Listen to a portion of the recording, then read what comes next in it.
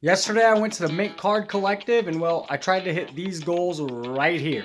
How'd I do? Let's watch the video. Bringing $300 cash. I don't want to spend more than that, and then I don't want to use it. There's Raider Stadium. I don't want to use any Zelle or PayPal money, anything like that. I want to spend 300 cash and maybe another 200 or 300 on card. Oh, I just entered MGM. Next stop is the Mint Collective. So let's pause it right here. Let's go over what the video is going to look like. First, just going to walk you in, explain what I saw at the card show. And then we're going to attack the scavenger hunt and see how I did on my goals. And just a little spoiler, yeah, there's some cool things you want to stick around for. Some people you might know, some fun things you might see. So this is walking right in. We have the tops set up, and you can see it's not as big as I thought it would have been. There are quite a few rows, maybe 8 rows with, I don't know, 15 dealers in each one, or vendors, and there was a lot of fun things going on. Let's see. Again, you could have come early on Thursday or Friday for some of the panels. This is the Monopoly Prism Trading Card NBA Edition. I didn't see anything about that. I was curious.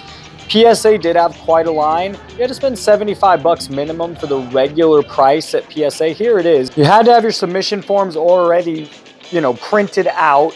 And again, it was a $75 minimum per card. So you were only doing this for expensive, big name, high cards that you think are worth spending $75 to get graded. You couldn't do a bulk fee. You had to spend $75. You can see the line, and it ends around the corner here, so it's not extending too long. I'd be curious to know how long it took those people to get through it. Now, at the card show, there was a lot of slabs in this price range, $100, $500, $2,000.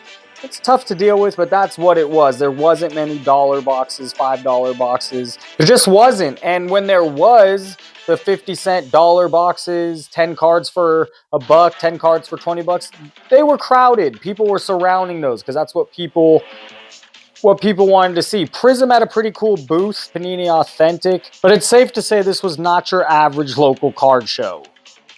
Lots of high-end cards that you see at every card show, but there just wasn't as much cheaper, fun stuff to dabble in. Now, what was fun was this. My brother, who is a physical trainer, works out every day of his life, will whatnot had hang for 2 minutes and win a hobby box. And my brother can do this. He's a Spartan, runs Spartan races, half marathons. He is in very, very good shape. However, there's one trick. This bar spins. You couldn't put one hand one way and one the other. You're going to see he has to readjust himself, and as he does that, the bar moves with you. It spins. It's kind of like a carnival trick. You can never really grip it very well. So my brother easily should have been able to last 2 minutes, if not at least a minute halfway, but he's already struggling because the bar, you can see it spinning with him, and that's no fair, and I don't think anybody ever won a hobby box because this is a carnival game, but it was fun and a neat thing to have. Let's get into the scavenger hunt and start with photo of an athlete. Let's start big. Did I get one? What happened? Well, this happened. That's Adam Morrison, Gonzaga star and 2-time NBA champion with my Los Angeles Lakers. That was pretty cool. I did get the shot. I still didn't sign up for Top Shot. I just don't think it's something that's going to catch on. It's not for me. The second player also there for the NFL version of Top Shot, Max Crosby. And this one was extra special. I'm a Raiders season ticket holder. Love my Raiders. Max Crosby's probably our best player. Great story and a likable dude. That made my day, meeting Max Crosby and Adam Morrison. It made the show extra fun and special and something to remember. Success meeting Adam Morrison and Max Crosby. That was really cool. One goal down. Let's take a look at the next one. Wax and the prices, and did I buy a box? Prices have drastically come down. It's still a gamble, and you're not sure if it's worth it, but to see Mosaic Box or Blaster or Mega for 100 or the Prism Blaster for 35, prices have definitely made a shot down. They're way still too expensive. There's a hobby box for 360, a Mosaic. WNBA's $50. Well, I wonder if that's sold. I don't know. You still have boxes pushing over 400, 800 of all prices.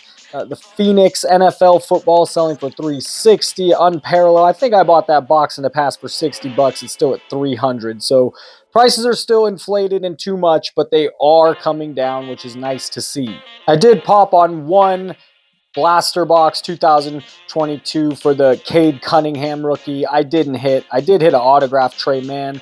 I thought this Flux was for $40 interesting, but there's no hits, and the stuff that has no hits goes for far less. Baseball, $65, so there's an entry point, which there wasn't for a while. Well, that puts us at 2 for 2. Let's check out, I think it would be fun, did I meet another sports card content creator, or did I strike out? Let's take a look. I was walking out of the show to the bathroom when I saw those two guys looking kind of familiar.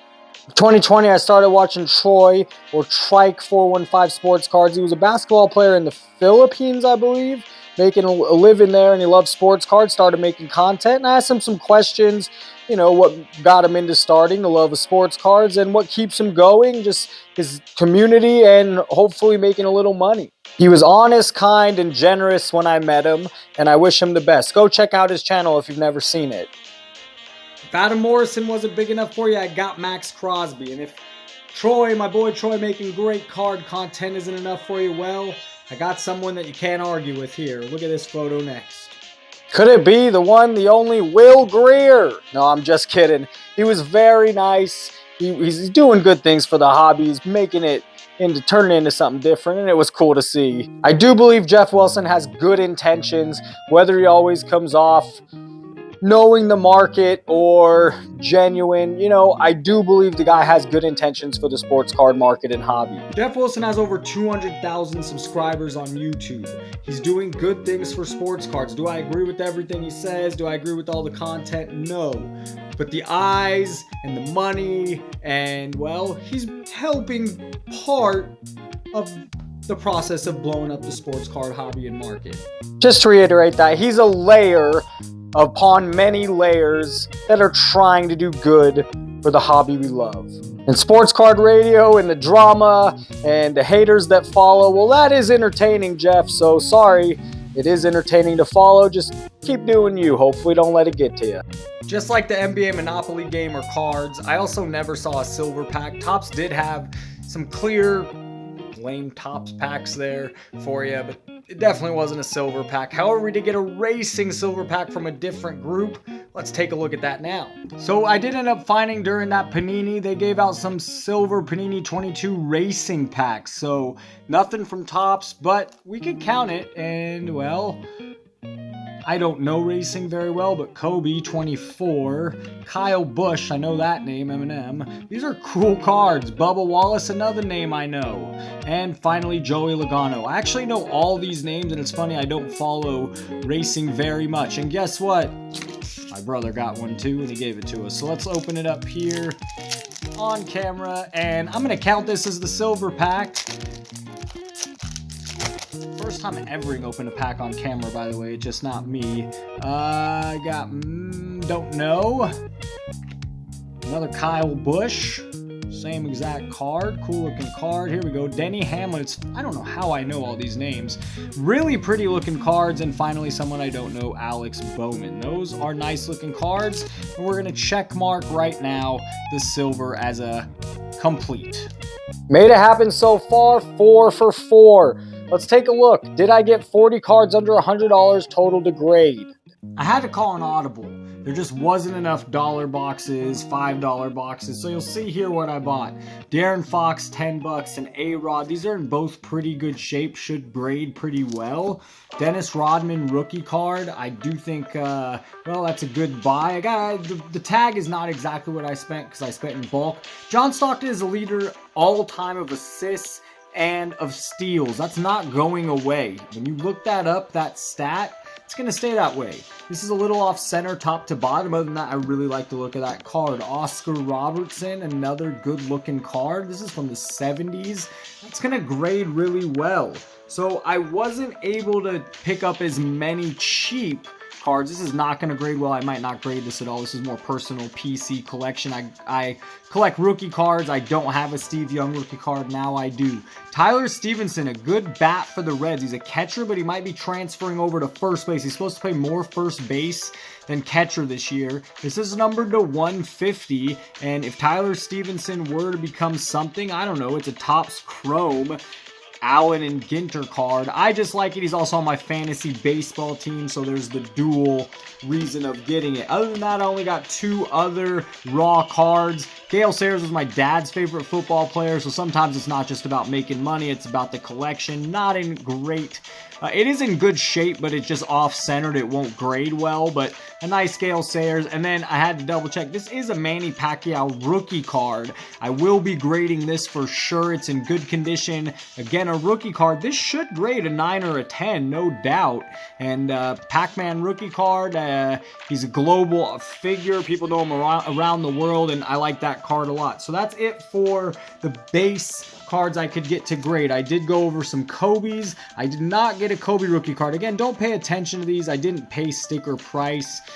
These are mostly 97, 98, 99, somewhere in there. I love this card. This card was expensive. You could see here I'm a little disappointed. It might not grade perfect. The corners are good. I'm not sure if this is part of the card or a flaw. Same thing there, but a very cool Kobe. I believe that's a 1999 or 2000. Here's another cool Mob Squad Kobe Bryant. Very nice colors if I could get it on there right. In a suit. Really cool looking. Rookie exclusive Kobe, and finally a Jordan hologram. Oh yeah, it shines pretty. So those are cards. I'm not sure if I'll grade those eventually, but those are more PC Kobe and Jordan. The last PC card I got was this Kareem 1977, I believe. Is that right? 1976.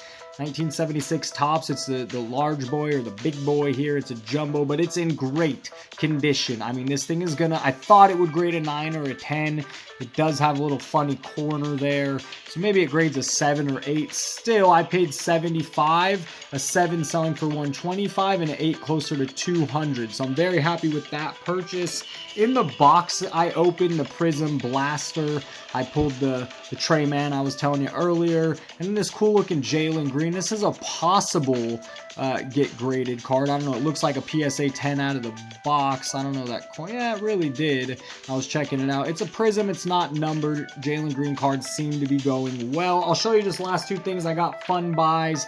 PSA 9. This was, I think I paid $15 each for the Kingpin and the Wolverine. These 1990 Marvel Universe Impel cards, they seem to be gaining traction, especially the PSA 10s, which means the PSA 9s could be next.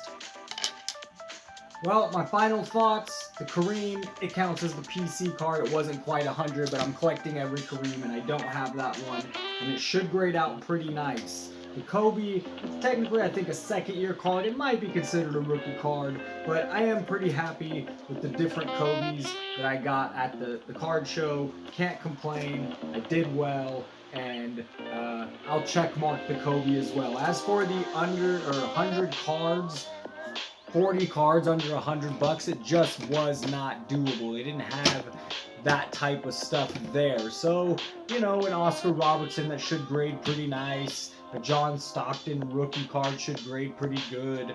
Another Rodman rookie. So not quite the bulk I wanted and inexpensive, but some nice stuff nevertheless. So we're going to mark those as not so much. Now, did I get the mouth-watering food? How'd that go? Let's check it out now.